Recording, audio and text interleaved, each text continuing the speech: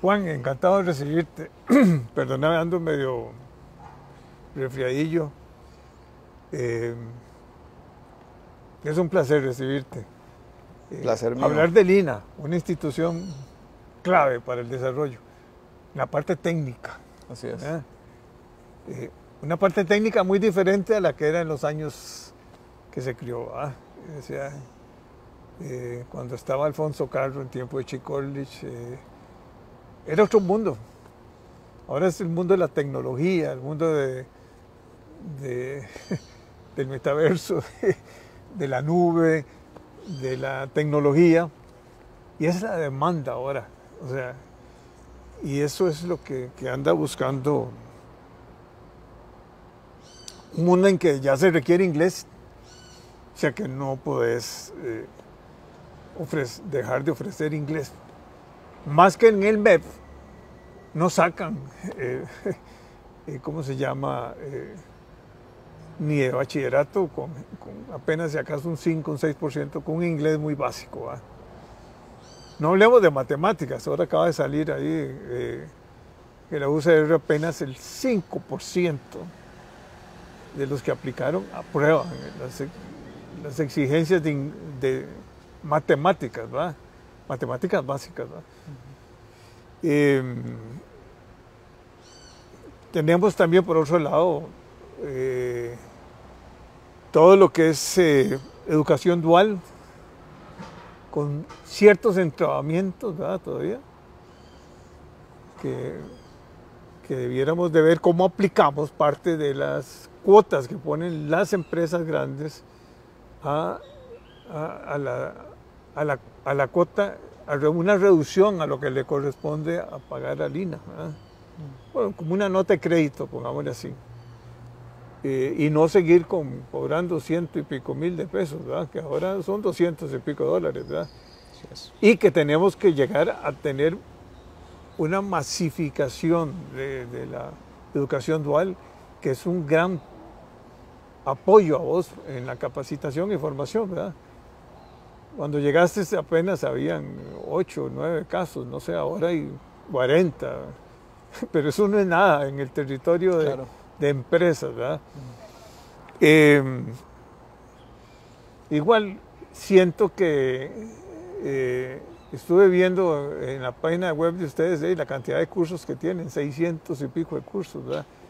Casi me vuelvo loco diciendo revisando eso. El plan. Tienen 60 sedes, imagínense. Cuando todo va hacia otro lado del mundo, va a la nube, va a la capacitación virtual, ¿verdad? Todas las universidades están ofreciendo prácticamente cursos virtuales, ¿verdad?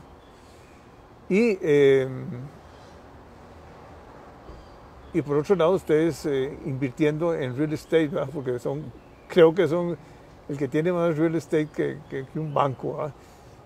Sucursales por todo el lado. Y el INA tiene que jugar un papel importante ahora, ¿verdad? Todas las empresas nuevas de alta tecnología muchas van para zonas francas, tienen, ¿cómo se llama? Y requieren un perfil de personas muy especializadas que manejen todo lo que es data, big data, lo que es, ¿cómo se llama? Inteligencia artificial, en fin, todas las nuevas habilidades que se requieren. Pero háblame un poco de cuál es tu visión, cómo lo vas a lograr teniendo 100 y pico mil de millones todavía en superávit, ¿verdad?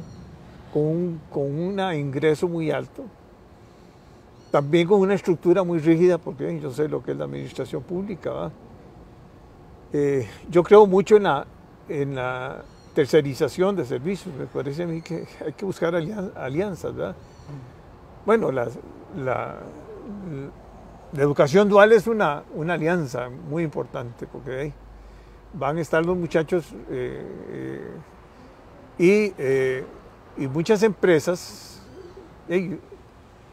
o muchos hoteles, por ejemplo, en la parte, digamos, de turismo, y te pueden dar todas las facilidades para que dejes de andar montando, ¿cómo se llama? Centros de formación que llaman ustedes, y usen las instalaciones de ellos, que son muy buenas instalaciones y con muy buenos capacitadores. Sí. Bueno. No, gracias por la introducción, ¿no, Jorge? Y sobre todo por permitirnos estar por acá conversando en este espacio pues tan fresco y tan bonito. En el marco también del mes de mayo, que no solamente marca, digamos, un primer año de gestión al frente de la institución, sino que además el próximo 21 pues estamos en el 58 aniversario del INA, así que es un momento especial para poder conversar sobre una institución que, como usted empezó diciendo, es vital, es fundamental.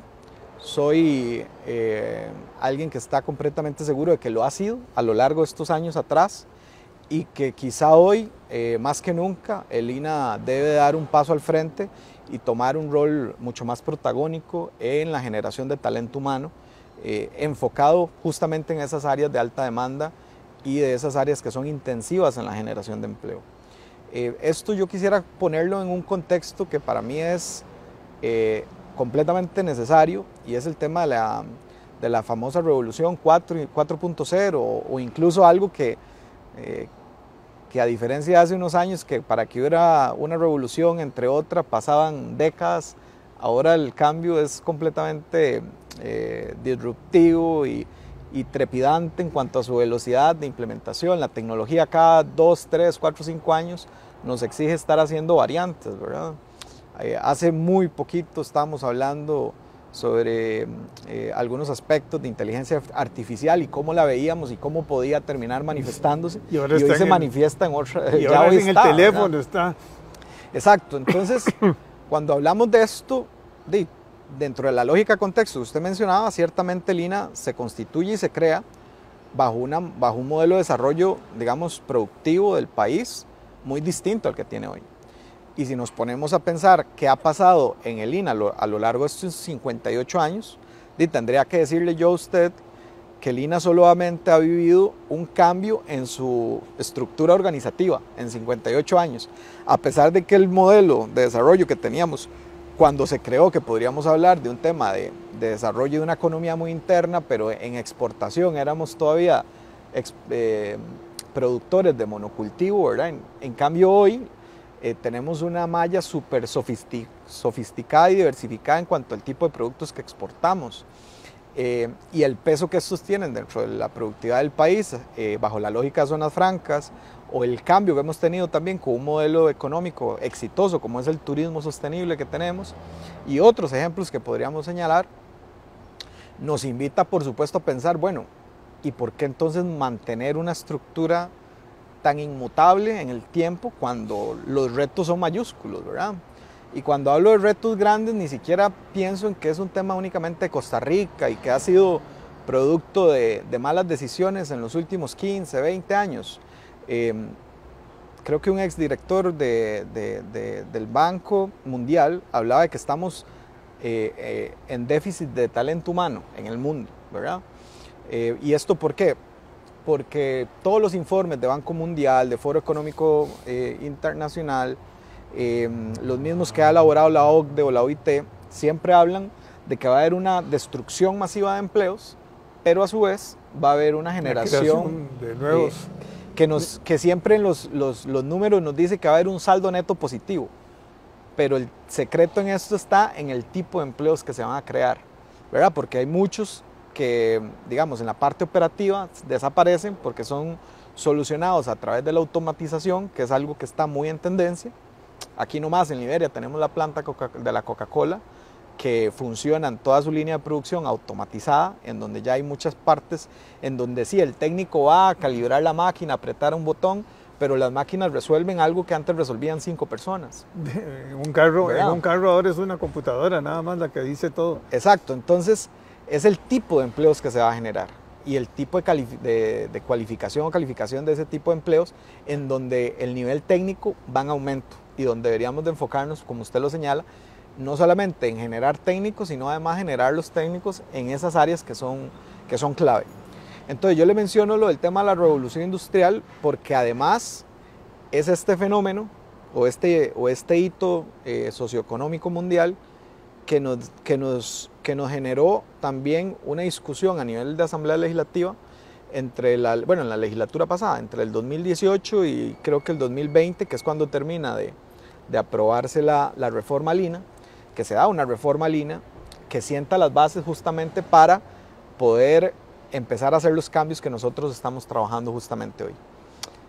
La reforma como tal, en cuanto al articulado, por sí sola no resolvía mayor tema.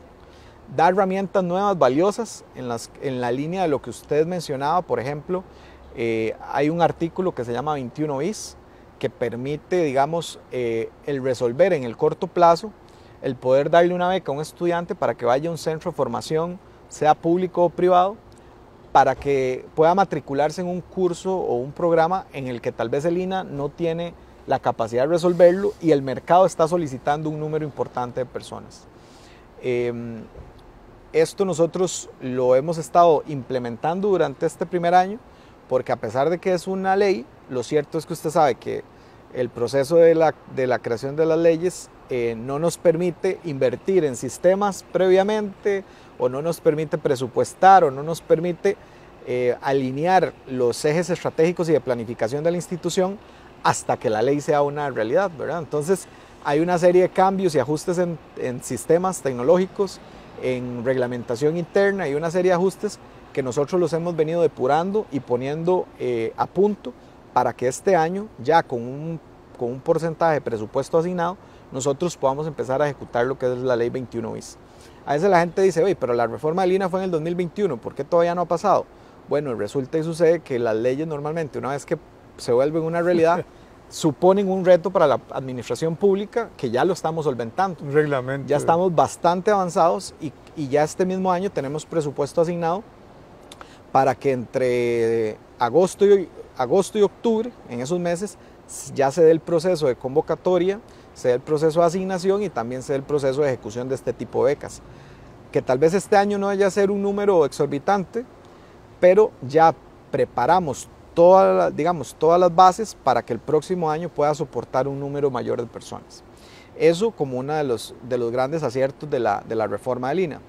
Otro, de alguna manera, es el modelo de contratación, que ahora con el tema de la ley de empleo público también tiene su impulso, pero lo cierto es que el INA pasó de un régimen de servicio civil a tener un régimen autónomo que nosotros hemos estado implementando y que además creemos que este régimen autónomo de servicios nos va a permitir también, en la medida de lo posible, contratar personas normalmente de la industria a través de la figura de cuartos y medios tiempos para que vengan y nos resuelvan temas muy concretos.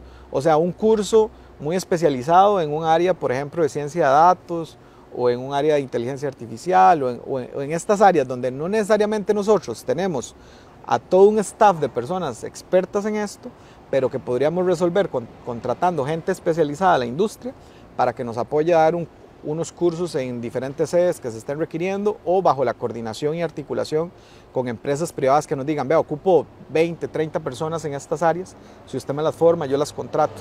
Entonces ya no tenemos que entrar en la lógica de el régimen de servicio civil, si tiene apropiado, si está interino, sino que podemos hacer contrataciones más focalizadas como para esas áreas. Esos son elementos claves que nos dejó la reforma del INA del 2021. Pero eso es un gran avance. Claro, por supuesto. Una flexibilidad.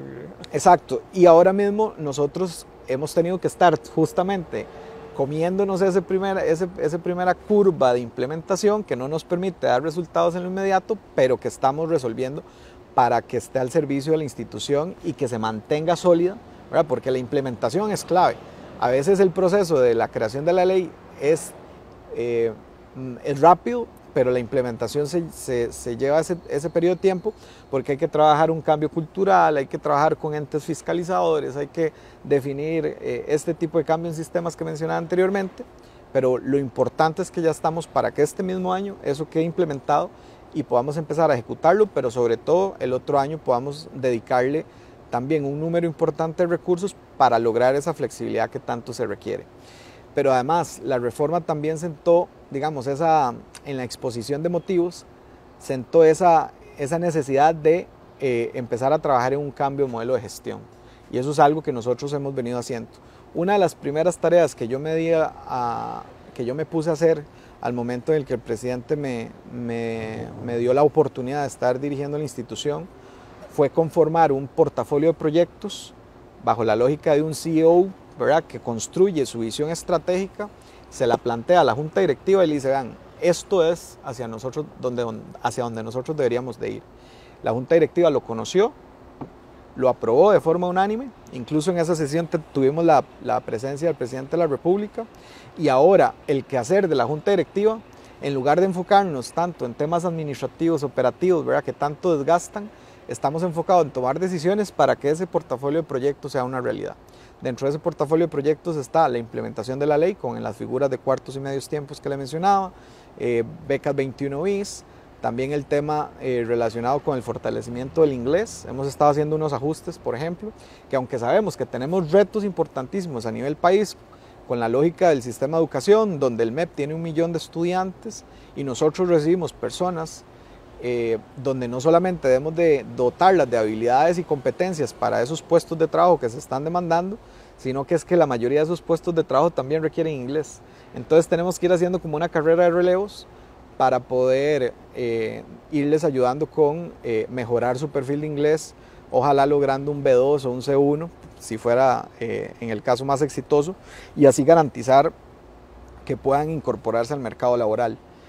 Para decirle un dato, por ejemplo, nosotros incrementamos en un 57% la cantidad de cupos para inglés este año, a diferencia del año pasado. Es un número importantísimo.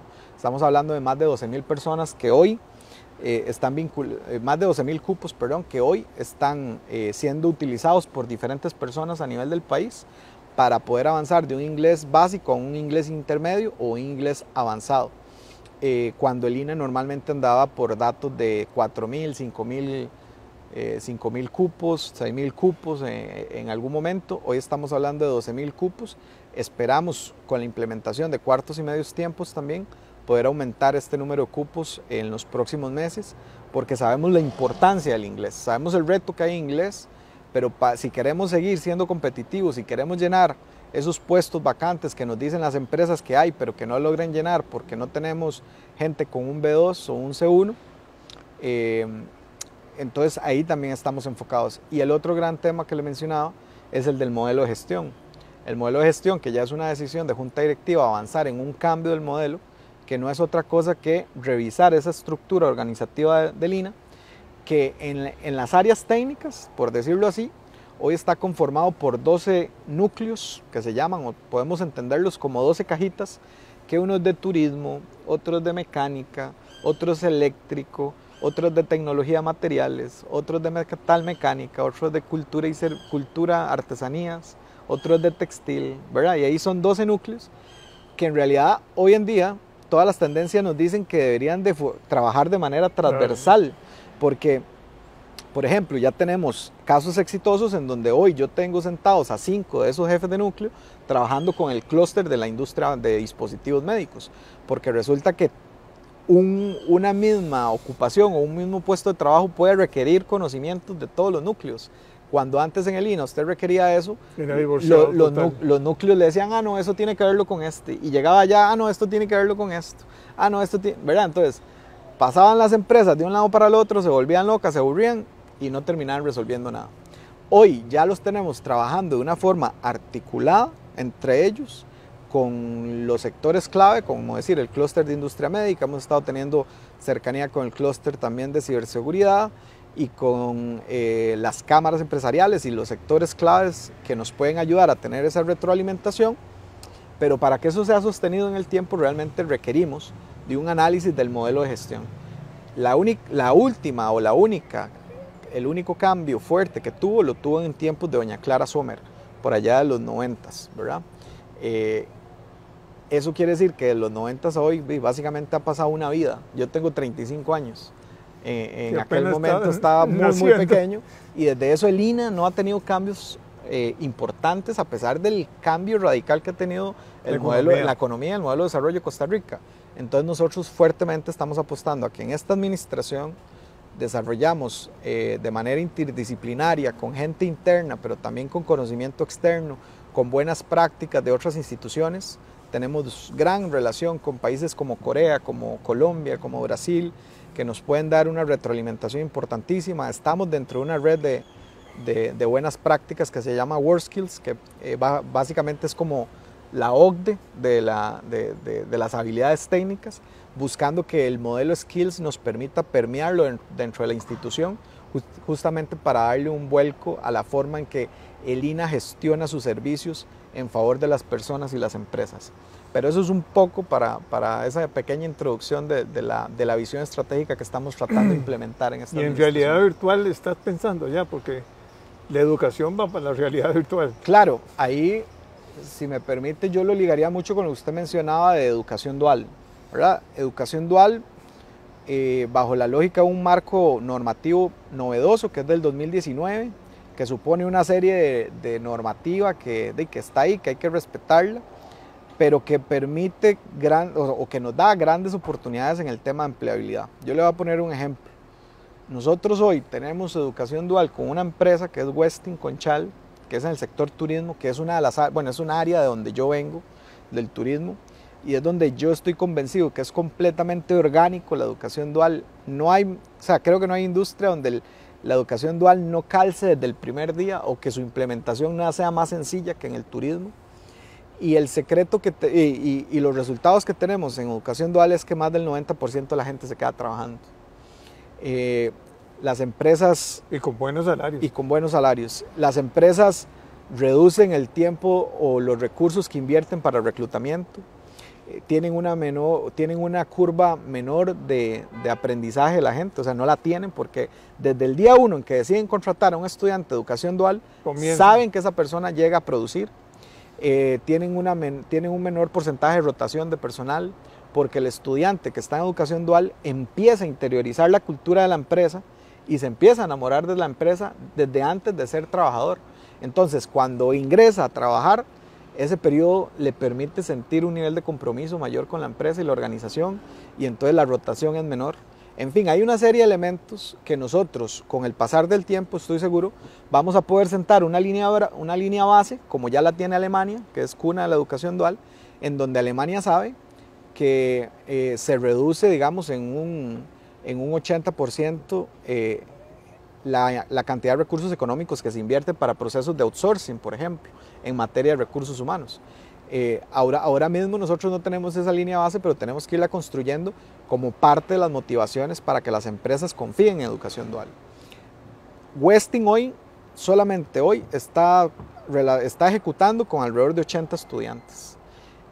Solo Westin está ejecutando hoy con más estudiantes de lo que el INAH ejecutó todo el año pasado.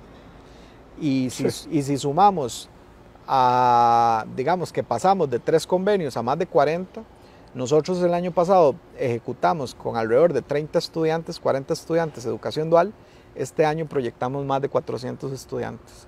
Son pocos, yo lo sé, pero estamos en este primer año de gestión, hicimos un cambio importante y hemos identificado... Y si logras reducirle los costos a muchas empresas, ¿verdad? No el tamaño de Westin, claro, pero que pueden subcontratar, digamos, porque es una subcontratación, ¿verdad? Al final es una educación y es porque está el hombre trabajando, ¿verdad?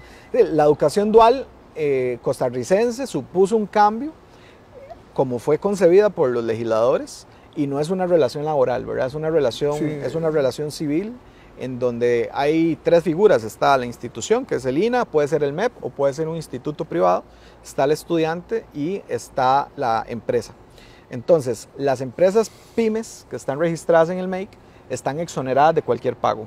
Se constituyó un fondo de becas que el INAH administra y que podría suponer una beca para un estudiante tanto del INAH como un estudiante del MEP o incluso un estudiante de una institución privada, que valga decir, hoy todavía no tenemos instituciones privadas que se hayan podido vincular con el modelo, y eso nos hace que ahorita no estemos ejecutando incluso el fondo de becas en su totalidad, porque nosotros ahorita tenemos un fondo de becas como de 1.300 millones, Y si nosotros este año, como le decía, logramos ejecutar más de 400 estudiantes, al final vamos a andar por una ejecución alrededor de un 40% de ese fondo, 50% de ese fondo. Quiere decir que todavía hay quedan recursos que pueden ser aprovechados por estudiantes. Esto para las empresas pymes que no tienen que aportar ese aporte solidario al fondo de becas. Las empresas grandes tienen que aportar tienen que aportar un monto económico que ronda los 100,000 colones, un poco más, por estudiante por mes dentro del periodo de alternancia. Esto es para financiar obviamente el tema del fondo de becas y porque en realidad el estudiante no está en una relación laboral, entonces no es el pago de un salario. Pero sin duda, ante un modelo de educación... No hay obligaciones de tipo laboral. No, eso quedó completamente claro. Incluso la Caja Costarricense del Seguro Social ya conoce el modelo y sabe que al momento de hacer las inspecciones, si hay estudiantes de educación dual, sabe cómo debe operar en ese sentido. Entonces los empresarios tienen la cancha marcadita, bien clara respecto a eso. Pero hay educación en el sector empresarial, de las grandes posibilidades que tiene. Parte del éxito que nosotros logramos en estos primeros 12 meses fue que hicimos una serie de foros de educación dual a nivel de todo el país. Logramos abarcar cerca de 385 empresas y eso es lo que nos ha permitido avanzar con la suscripción de convenios. Yo le digo, tenemos 40 poco más firmados. Y dar testimonio los muchachos, claro. Sí, es que los muchachos son los más favorecidos. Exacto, tenemos 40 convenios firmados, pero tenemos más de 150 convenios en proceso de firma.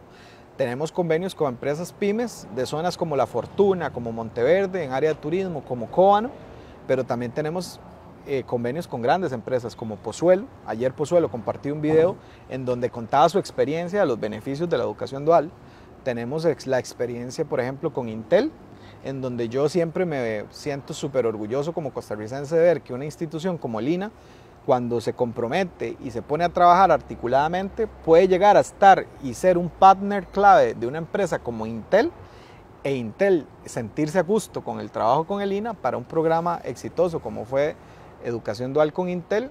Y también hemos estado incursionando en temas de operaciones productivas con FIFCO, en puntos de venta también con FIFCO, en la cadena MUSI. Recientemente también acabamos de firmar el primer convenio con la primera empresa agroexportadora en la zona de Pital de San Carlos, que es una empresa, un conglomerado de exportadora de piña y de tubérculos, y ahí también pronto van a tener estudiantes de educación dual. Y la clave también ha sido que pasamos de solamente ofrecer 3 programas a ofrecer 15 programas en diferentes áreas de la economía. Y todavía faltan más. ¿Por qué? Porque yo desde que llegué les dije, pero vamos a ver, yo entiendo que la lógica de la educación técnica que nosotros damos, más bien yo diría, justifíquenme o díganme en cuál de la oferta no es para educación dual, porque yo diría que casi que toda es de educación dual. Entonces hemos tenido que pasar de un problema, hemos tenido que generar un proceso de simplificación de trámites para reducir los formularios que tenemos a lo interno, para pasar de diseñar en 2 o 3 años a diseñar de una forma más dinámica, pero sobre todo que haya un tronco común en lo que es educación dual para que al momento de diseñar, un diseño sea tanto para educación presencial, para educación virtual o para educación dual, porque teníamos esa burocracia que nos hacía, si diseñamos algo para dual es para dual, si diseñamos algo para presencial es para presencial, si diseñamos algo para virtual es para virtual. No, ahora diseñamos con un tronco común que ahí nos permite rápidamente decir, no, esto es dualizable, esto es para virtual y esto es para presencial, pero con un tronco común de diseño. Son de esas cosas que hay que, en la administración pública, que hay que ir simplificando y poniendo acorde con los tiempos de la industria o del sector privado como lo requiere, pero que nos vamos encontrando en el camino. Pero entonces, educación dual, en este primer momento estamos tratando como de hacer este impacto a nivel nacional, que es justamente para este año estamos pensando en un foro de educación dual a nivel nacional con el MEP, con Cámara de Industrias, con UCAEP y con diferentes organizaciones. Pero entonces usted me dice, bueno, y el tema de la realidad virtual, el tema del metaverso, y entonces es donde yo le digo, bueno, esta primera experiencia de educación dual también nos permite identificar hacia dónde debemos ir. Por ejemplo, el INA tiene que seguir invirtiendo en grandes centros de formación, cuando en turismo tenemos 30 hoteles en Guanacaste que todos quieren recibir estudiantes de educación dual y que todos tienen cocinas donde pueden los estudiantes ir? ¿O sería mejor invertir, digamos, en espacios más de educación, de experiencia educativa inmersiva, donde el estudiante con realidad aumentada o con realidad virtual puede ir teniendo acceso y puede ir implementando las habilidades sin la necesidad de hacer esa gran inversión, ¿verdad? Supongamos un área como es el de mecánica de vehículos. Usted piense que mecánica de vehículos nosotros tenemos que invertir en carros para que sean carros didácticos, tenemos que invertir en planteles para que estén esos carros, tenemos que invertir en todas esas grandes máquinas. Y muchos carros ya no existen. Y muchas cosas van cambiando versus otras empresas o instituciones que ya tienen simuladores, en donde con unas goggles y empiezan a cambiar piezas, y eso puede, es más, en la academia, los estudios dicen que la educación inmersiva o estos procesos de experiencias inmersivas no solamente permiten aprender 4 veces más rápido, sino que incluso la retención del conocimiento es mucho más que cuando lo hacemos en un aula, ¿verdad? Entonces son de todos estos retos que ya están ahí, que ni siquiera es el futuro, o sea que el INA ya tiene que estar trabajando y pensando en ello. Por eso es que cuando nosotros hablamos de un cambio de modelo, también estamos hablando de protoverso, porque el metaverso está más ligado como a la marca Meta, ¿verdad? Entonces hablamos de protoverso, hablamos de experiencias educativas inmersivas y de cómo deberíamos de avanzar con el primer centro de formación, justamente el primer centro de formación de aprendizaje inmersivo, ¿verdad? Donde ya no nos figuramos en tener un lotecito, ¿verdad? Y construir un edificio, sino en que tengamos la infraestructura tecnológica, tengamos los espacios y el espacio en la nube adecuado para poder construirlo y para que las personas puedan utilizarlo, sea que estén en Punta Arenas, sea que estén en Limón, sea que estén en San Carlos, sea que estén en San José. Eso está ya pasando y nosotros estamos llevando a cabo, digamos, la investigación y estamos trabajando con diferentes entes que estén interesados en trabajar en este proyecto, por ejemplo el BIT o por ejemplo la OIT Interfor, que son organizaciones en el área de educación técnica, que nos permitan poner esto ya en práctica y prontamente que sea una realidad en el INA también. Bueno, mis mejores deseos de éxito. Ya veo que hay un cambio, que es lo importante, que no sigamos haciendo edificios y que esos 600 programas que tienen ahí se conviertan en, como decís vos, en pequeños módulos y volver a lo que es la parte, yo lo veo en las universidades, ¿para qué tantos edificios ahora con la capacidad que hay de dar clases virtuales y ahora las horas, hombre, que uno pierde en transportarse y todo eso, se pueden hacer grandes foros y se puede participar a mucha gente. Claro, ahora que señalas eso, pues te pongo un ejemplo muy, muy sencillo y es el de la Academia Cisco que nosotros tenemos, o también el convenio que recientemente hemos firmado con Oracle, o como hemos tratado de fortalecer la alianza con Microsoft, y también conversaciones que hemos tenido hasta con empresas como Google, que estamos avanzando en oportunidades para poder anunciar próximamente, pero todo esto permite justamente hablar en áreas que son altamente intensivas en generación de empleo, como son las tecnologías de la información, la infraestructura cloud, todo lo que es en la nube, todo lo que es ciberseguridad. Abrimos un curso con Microsoft en ciberseguridad y se nos matricularon también cerca de, que fueron un poco más de 10,000 personas. Abrimos curso con alianza con Cisco para Python en un lenguaje de código y se nos matricularon 17,000 personas. El mismo Cisco nos llamó y nos dijo, vean, ¿qué hicieron? Estamos impresionados porque no sabíamos que tantas personas... y entonces cuando son de cursos de este tipo que pueden ser, en algunos casos pueden ser autogestionados, las personas los pueden llevar desde su casa, si tienen la posibilidad, también articulamos para que quienes no tengan también la oportunidad vayan a un centro de Lina o vayan a un CESI, digamos, de los que tiene el MISIT, pero abre la posibilidad para que no hayan 20 personas en un aula, sino que haya una masa de personas trabajando y generándose conocimiento en un área en el que, por ejemplo, en desarrollo web o en temas de código, ya ni siquiera las empresas están requiriendo que complete una carrera de ingeniería en sistemas, sino que con un año de código con diferentes certificaciones y con un inglés B1, B2, ya esa persona puede conseguir un trabajo que le va a generar un ingreso de al menos $1,300, $1,500 en un primer momento, pero de ahí en adelante, si se sigue certificando, rápidamente puede estar teniendo un ingreso superior a los $2,000, ¿verdad?